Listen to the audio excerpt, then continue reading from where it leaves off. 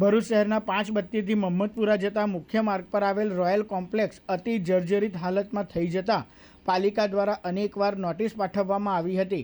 આ નોટિસને પગલે હવે સ્થાનિકો દ્વારા પ્રાઇવેટ કોન્ટ્રાક્ટરને કોમ્પ્લેક્સ ઉતારવાની કામગીરી સોંપવામાં આવી છે, પરંતુ કામગીરી દરમિયાન કોમ્પ્લેક્સની બાજુમાં આવેલ ક્રિશ્ચિયન સોસાયટીના રહેવાસીઓને ભારે મુશ્કેલીનો સામનો કરવો પડી રહ્યો છે।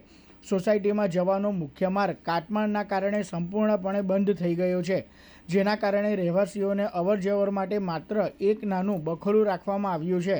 આ સાંકડા રસ્તા પરથી પસાર થવામાં ખાસ કરીને વૃદ્ધો અને બાળકોને ભારે અગવડતા અનુભવી રહી છે। આ ઉપરાંત કોમ્પ્લેક્સમાંથી પડતો કાટમાળ સોસાયટીના દેવસ્થાન અને કમ્પાઉન્ડમાં પડતો હોવાના કારણે જીવલેણ પરિસ્થિતિ સર્જાઈ રહી છે। આ સમગ્ર મામલે સોસાયટીના રહેવાસીઓએ રોષ વ્યક્ત કરતા તાત્કાલિક સુરક્ષા વ્યવસ્થા ગોઠવવાની માંગ કરી છે।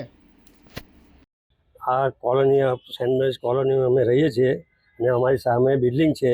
એ બિલ્ડિંગ ખડખડ જંતર છે, તો એને તોડવામાં આવી છે।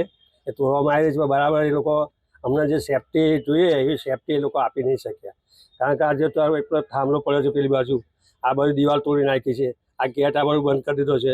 અમારા અહીં કંઈ પ્રોબ્લેમ થઈ જાય કોઈ બીમાર હાલતમાં તો અમે લોકો કેમ ના જઈ શકીએ? અમે બોલો, એક જગ્યાએ થોડું નાનું તો બાકડું પાડી આપ્યું છે અમારી દિવાલ તોડીને, તો હવે એમાંથી અમે કેમ ના પડે? તે બરાબર સ્લોપ આપ્યો નથી, એ લોકોએ આપવો જોઈએ સ્લોપ, જેથી કરીને અમે બધા ઉંમરલાયક વ્યક્તિઓ, કોઈ 2 વખત લેડીઝો પડી બી ગઈ તો શું કરવાનું? તો અમે પેલા કોન્ટ્રાક્ટરને બોલાવીએ તો ફોન ના ઉઠાવે, અને બોલાવે કે હું આવું છું, તો બીજા માણસો મોકલું છું, એટલે મોકલું તું આવીને મેં કરી જાય ને ભાઈ, એમ ધાર બનાવી છે ને, એ ભાઈ તો આવ્યા જ નહીં। પછી આ જાતે પછી થોડું આમ પેલું નાખ્યું અમે અને પથરા મૂકી દીધા, પણ તે અત્યારે કેટલું ખતરનાક છે, કોઈ બી જાય તો સ્લીપ ખાઈ જાય એવું છે। અમે તો 2 વ્યક્તિ તો પડી ગયા લેડીઝો, એટલે આવું છે સાહેબ। અને આ અમારી સેફ્ટી માટે કહીને આ જલ્દી થઈ કે વ્યવસ્થિત રીતે તોડે એ લોકો, એવું નથી કે આ ઉપરથી ફેંકવાનું અમને નુકસાન થાય। નુકસાન તો કામ થયેલું જ છે। અત્યારે 1.5 મહિનાથી કામ ચાલી રહ્યું છે, પણ અમારી કોઈ સેફ્ટી નથી કે અમે બહાર બી નહીં નીકળી શકતા। ઉપરથી બધું પડમ થાય છે, કોઈ જાતની સેફ્ટી નથી અમને। અત્યારે કોઈ માંદું સાજું થાય તો અમારે જે મેઇન ગેટ છે તે બંધ છે, અત્યારે 1.5 મહિના જેવું થયું, 1.5 મહિનાથી ગેટ પણ બંધ છે। અને કાલે મારા હસબન્ડની તબિયત બી એવી જ હતી, તો દવાખાને લઈ ગયા, અમને એટલી તકલીફ પડી, અમારે કોઈ જવાની કંઈ રસ્તો જ નહીં રાખ્યો એ લોકોએ।